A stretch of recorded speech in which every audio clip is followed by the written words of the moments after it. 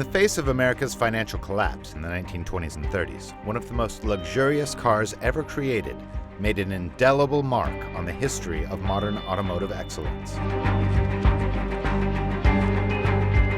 This is the story of German-born innovation and American ingenuity. This is the Duesenberg.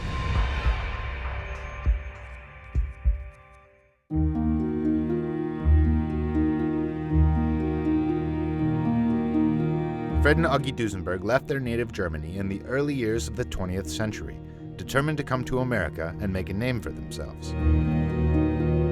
Having always been deeply interested in sport racing and the progress of American industry, they eventually ended up in the bicycle manufacturing business. From there, they made the transition from bike to automobile, building Indy race cars for track legend Eddie Rickenbacker. The Duesenberg brothers had started, of course, in Iowa, building race cars. And they were, in 1913, they're entering race cars under their own name, Duesenberg, at Indianapolis. So they're becoming very successful at this, and they are actually designing things that they can patent. So by the time they ultimately move from Iowa to Chicago to New York City, they have this book of drawings and patents that they are involved with. They come together with a group of investors that come to them to form a corporation, Duesenberg Automobile and Motors Company, to build and create a passenger car based around their 1920 race car engine, which is 183 cubic inches, and they're going to open it up to 260 cubic inches, and they're going to call it, the Duesenberg Straight 8. So it is then that they first start, but the money is not them. They are not management. They are strictly chief engineer, chief mechanic, head mechanic. The Duesenberg brothers were real engineers and self-taught. They were bicycle racers, and they weren't stylists. That was the interesting thing. They produced the Model A Duesenberg, and they were okay looking cars, but they weren't flashy, and they were expensive. So consequently, they didn't sell as well as perhaps other cars in the period, because visually, that's what people buy. My grandfather owned the Auburn Automobile Company, and the first series of cars was the Auburns. Shortly thereafter, Fred and Augie Duesenberg decided to build luxury cars, and that was really kind of the kiss of death for them. They had the idea right, racing technology, great body on there, but they just couldn't quite make it. So Duesenberg was the second company that my grandfather acquired. But remember, this was the roaring 20s. People were feeling good about themselves. Bigger, better. The time was perfect for the Duesenberg to come out.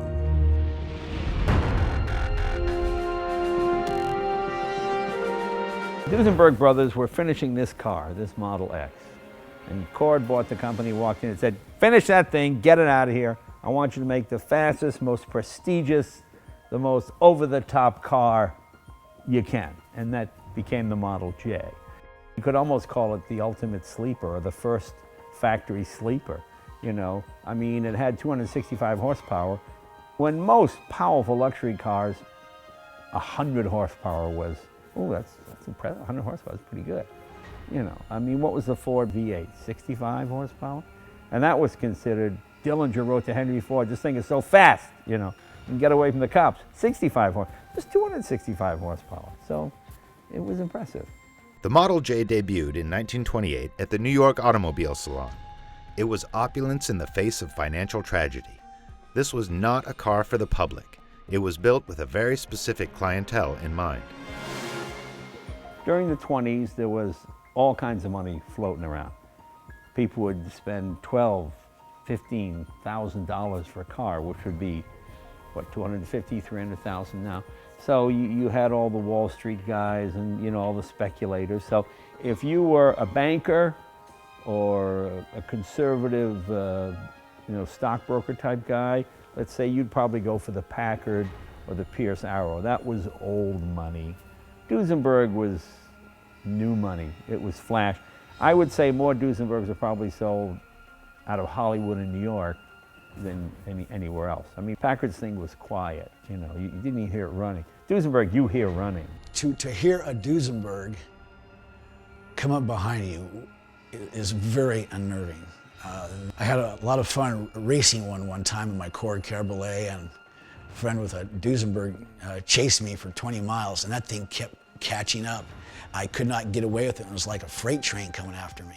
As late as the 1960s, there was nothing comparable to a Duesenberg as far as its horsepower to weight ratio. It just didn't exist. You know, there were land speed records that survived until 1963 with the Studebaker Avani finally passed them up. I mean, they were just so far ahead of their time. I mean, if you take out most classics, they're not comparable.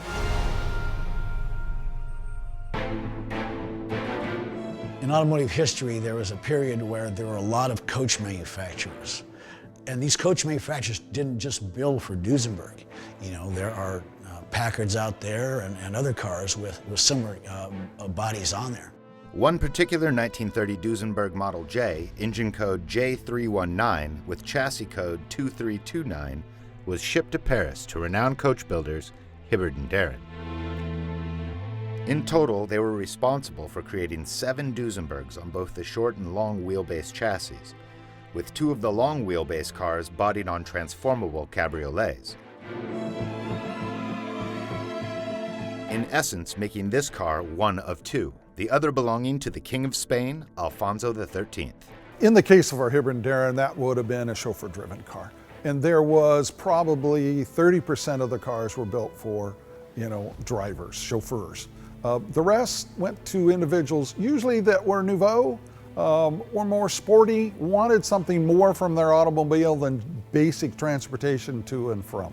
You know, they wanted horsepower, they wanted to be able to flaunt not only their wealth, but they wanted that horsepower to go with it. This cabriolet model featured a folding fabric top which could be configured to provide fully enclosed accommodations, an open driver's compartment, or a completely open touring car. This was a departure from the typical car of the day, which used utility as the model.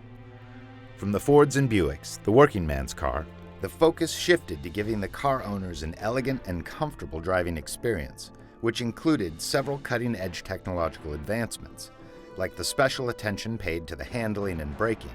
With equalized spring rates and hydraulic assistance on the braking, it was easy to bring this behemoth of a car to a smooth and easy stop. Add to that the addition of a knob on the dashboard, which could modify the level of assistance based on road conditions. The Duesenberg was so expensive. It was owned by kings, potentates, some dictators, but industry heads. You've got Vanderbilt, you've got Hearst, you've got Wrigley, all the top movie stars. You know, the heaviest of the heavy hitters owned a Duesenberg, and that is what appealed to other potential owners, is you want to be like them.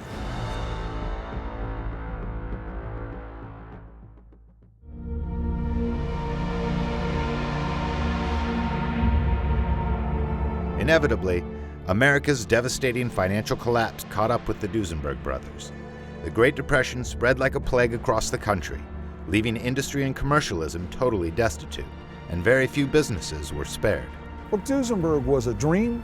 Duesenberg was an ideal state, and things were going strong. They had sold 200 cars, and September 29 hit. 1930, they lived on what they had sold before, but on paper had not delivered. So they sold another 100 cars in 1930. In 29, they sold 200, and then it died.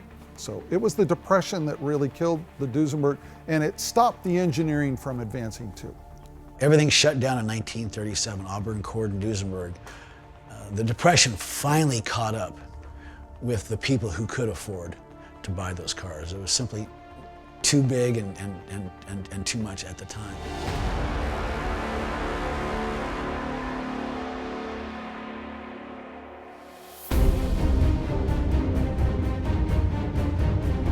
Finally making its way through various hands over the course of the last century, this one-of-a-kind Duesenberg Model J has found a home where it can be appreciated and studied. This is craftsmanship and elegance combined at a time in our country's history when food was a luxury. But E.L. Cord and Duesenberg scoffed in the face of adversity and created a masterpiece. At the time, it was not destined for a wide-reaching audience, but through the decades has found its place as a legend. It is E.L. Cord's concept of what he envisions Duesenberg to be that makes Duesenberg as we know it today. Without E.L. Cord, we would have not had the Model J. E.L. really gave the public the best of both worlds, the most powerful cars that had been designed at that time, with some of the most luxurious and innovative bodies ever. And I think that's why the Duesenberg captures so many people's attention today. It's something that's not really done anymore. Just all the custom work, and it was just a great combination. You know, I have been playing with automotive history and history in general, that's my education, for over 50 years. And there is nothing that compares to a Model J. There's nothing ever built until contemporary times that compares to a Model J. Yes, today we have an F1 McLaren, we have a Bugatti Veyron, we have supercars today that kind of have replaced that role that a Duesenberg did, but in its day, there was nothing comparable.